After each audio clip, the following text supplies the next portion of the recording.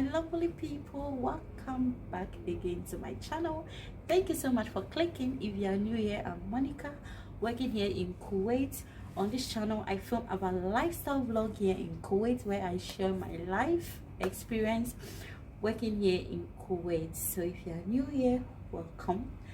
Please, if you love this channel, kindly subscribe to my channel, like my videos, and comment on my videos. So thank you all so much for clicking.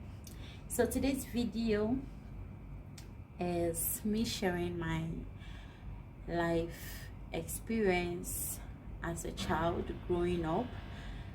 Basically, my childhood trauma is how I lost my confidence as a child. So without further ado, let's dive into the video.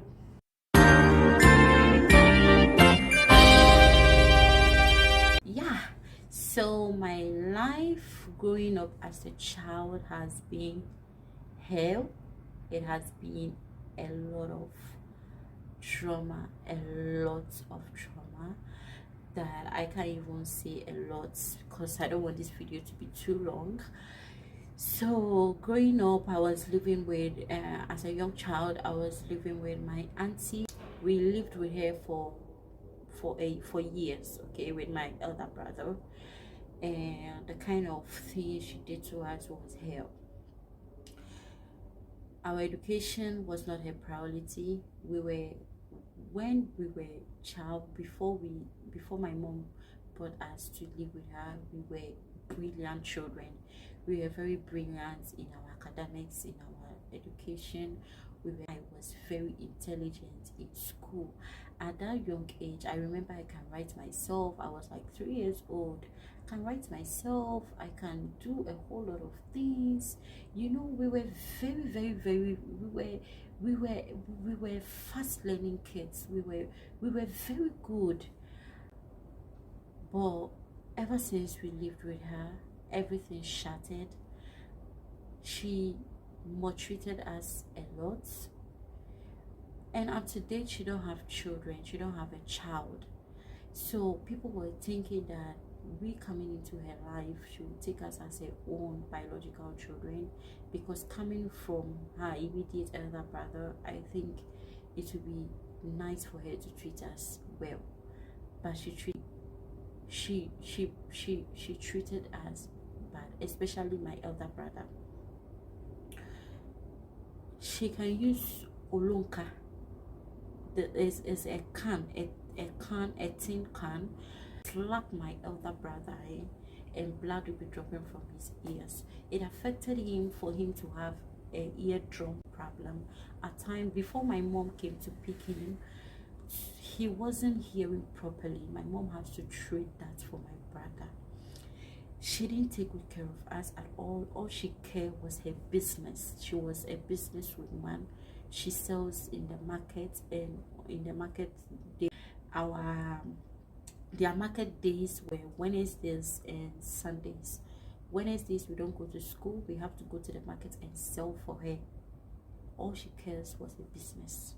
She used us for her business. Like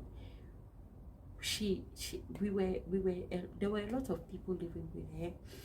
She sold uniform for us to the extent that when we are in the markets, you will know that this children, whenever you see our uniform, we have the ones we wear on Wednesdays and we have the one we wear on Sundays. You can imagine. So whenever you see us, at that time we sell pure water. She was selling rice, like uncooked food, rice, baire, sugar, gari, a whole lot of stuff, plastic bowls, drums, provisions. Like, she was selling a lot of things in the market, and we, the children, the kids living with her, the grown-up ones, they help her in the shop, and as we sell pure water, and not pure water, at that time it was ice water. So we sell ice water for her in the bucket, and when you come and you miss even one of the ice water, the way she would do with you, she will beat you mercilessly. You don't have a say, you don't have anything to talk. Like, at that time that I was a child, no, na mefuaye koshioko, like I was mefuaye koshioko, like I wasn't eating well. We don't eat properly. She don't take proper care of us at all. Our education wasn't her priority. Our school, like whenever they complain that we come to school late, we go to school late, she don't care.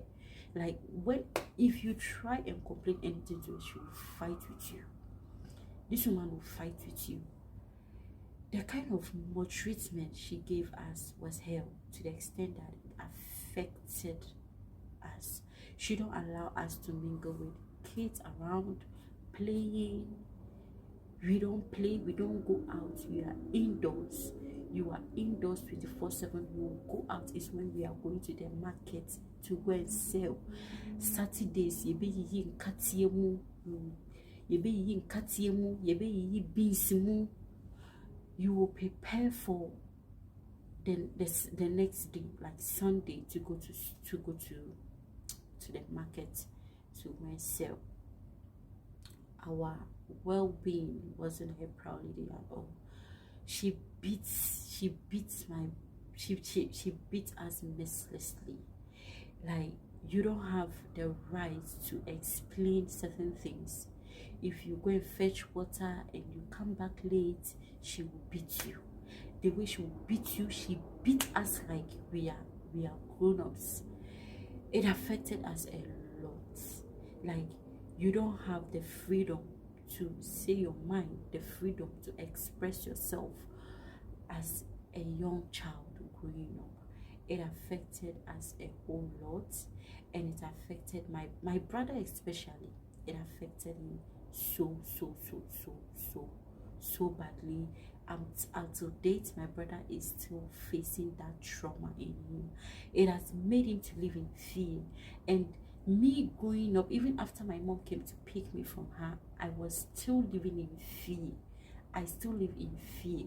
Like, things that I think that I know, because of the low confidence that I have, I am not confident enough to bring out the best in me. You know, in class, like, I know something, I know the answer to a certain question, but because of the low self-confidence I have, I don't have confidence in myself. I can't get up. I feel that as someone may became crown, I'm wrong.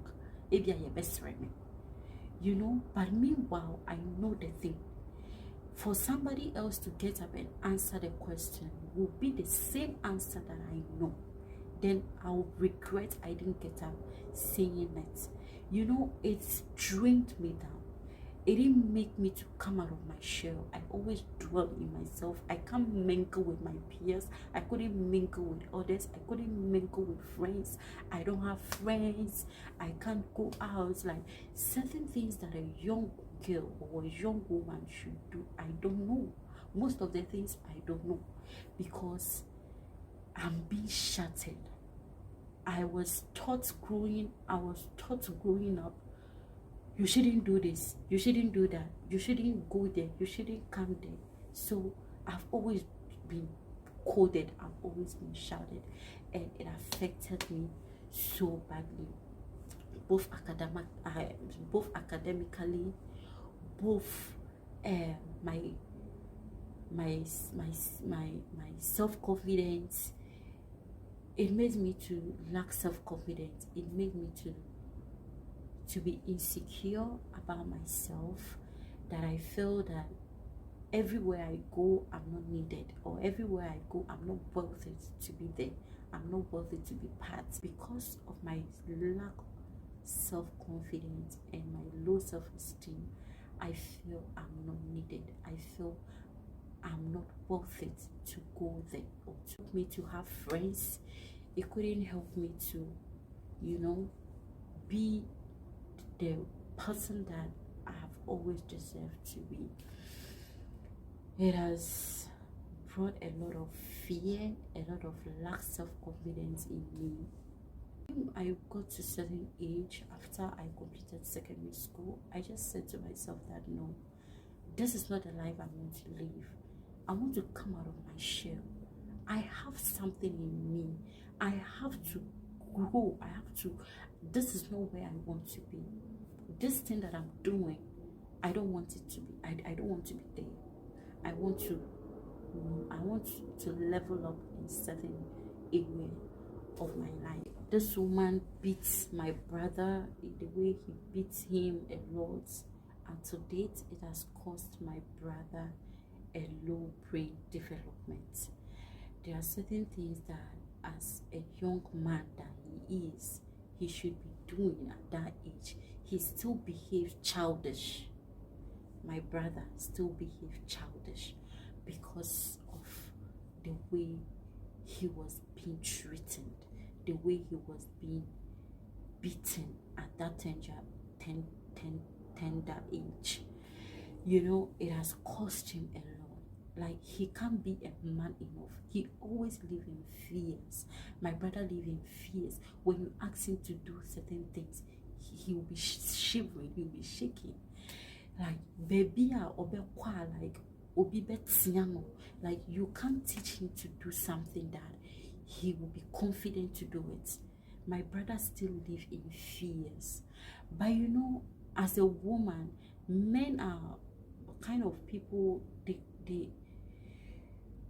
I don't know how to put it, but for women, we try to, you know, overcome in certain areas of our life, okay?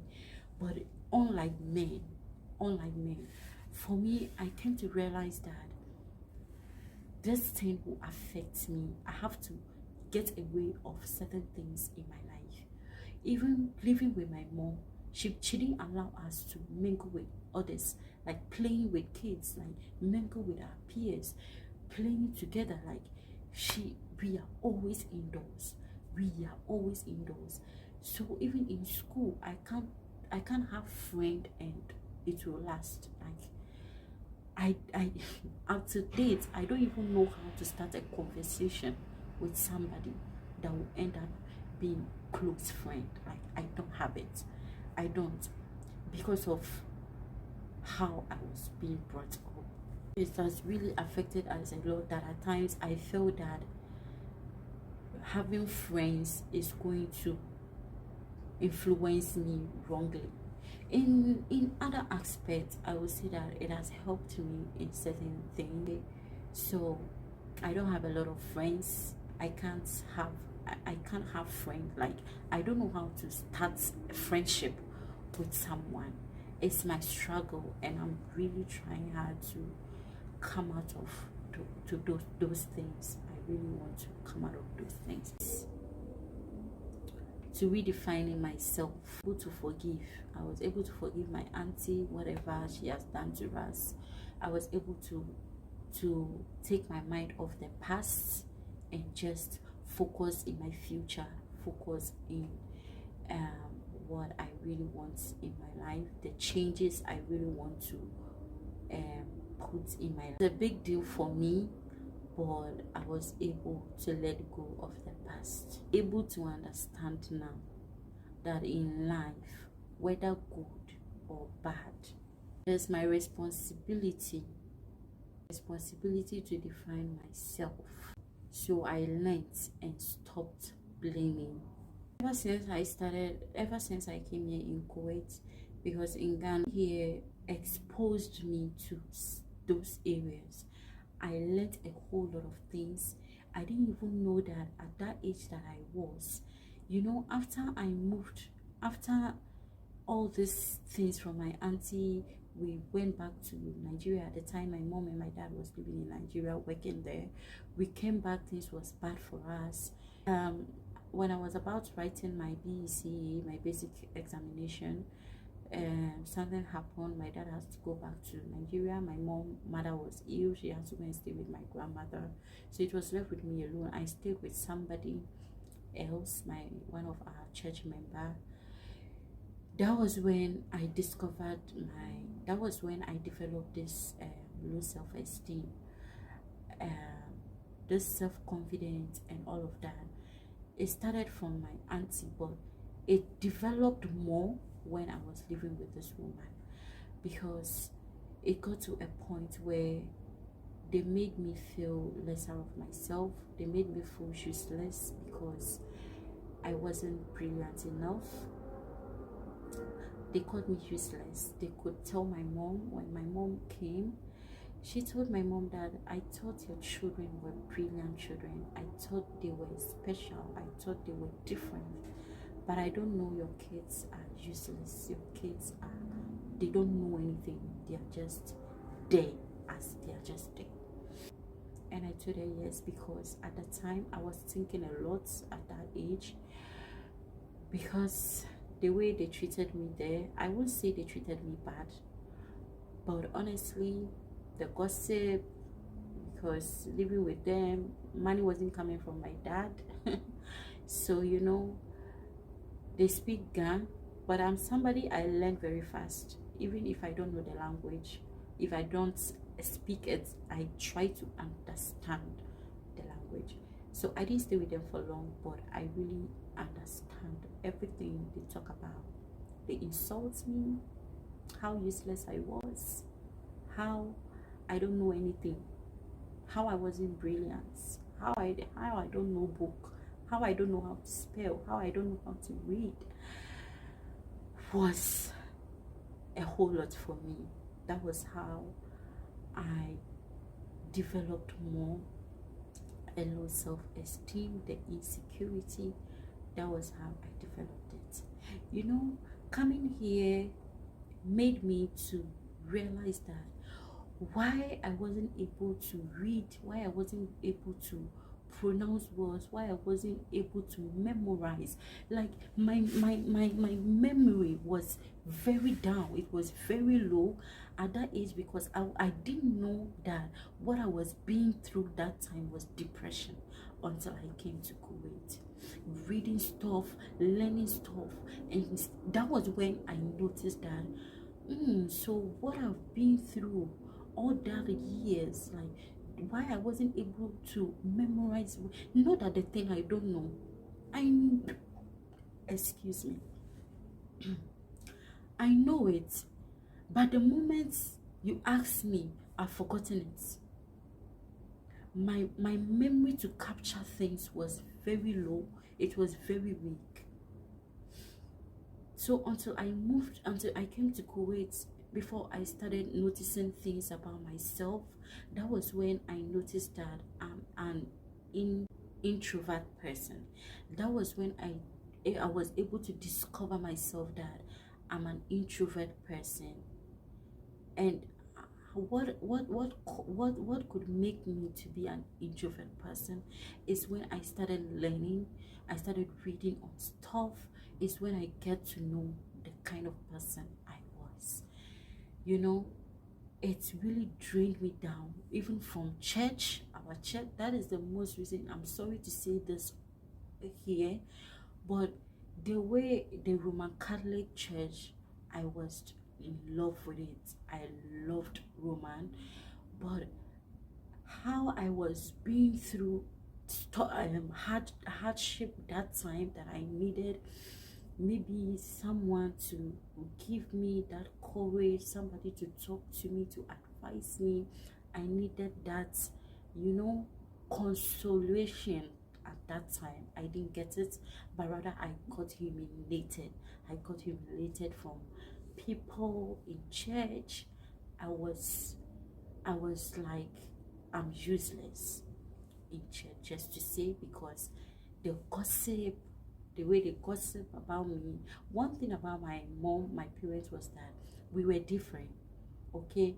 Because you will not see us playing with other kids outside our compound. It was a compound house, and like our living, our way of style in the compound house was totally different. So they saw us to be like, you know, that kind of thing. Like they were expecting a higher, they graded us on a higher standard. That is what I mean. So when I lived with her at that period, and she noticed that I wasn't brilliant enough, or I wasn't a brilliant child, she judged me. But she didn't know what I was going through, because my parents were also going through a lot in their marriage, and we weren't happily in that family. A lot of things, coming to see your parents fighting every day all the time. There is no peace in your home, there is no peace in our home. How do you have the chance to learn? How do you have the chance to even memorize things in your head? You know, it wasn't easy for us, and it really affected my academics in school, to be honest.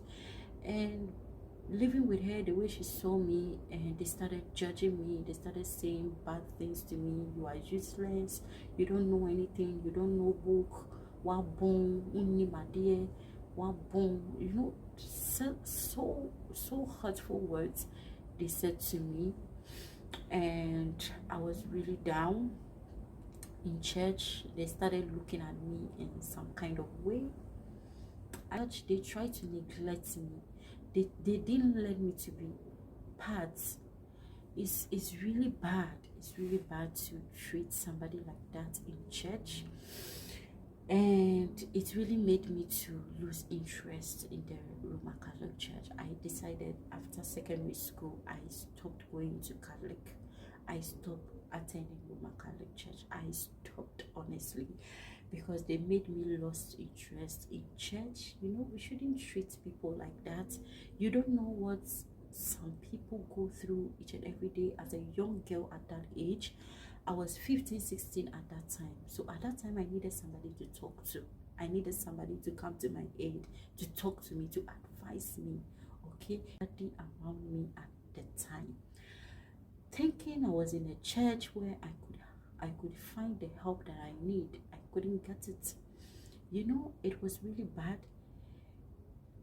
A whole lot of people stopped talking to me. When I greet them, they don't answer me, especially the readers, some of the mass servants.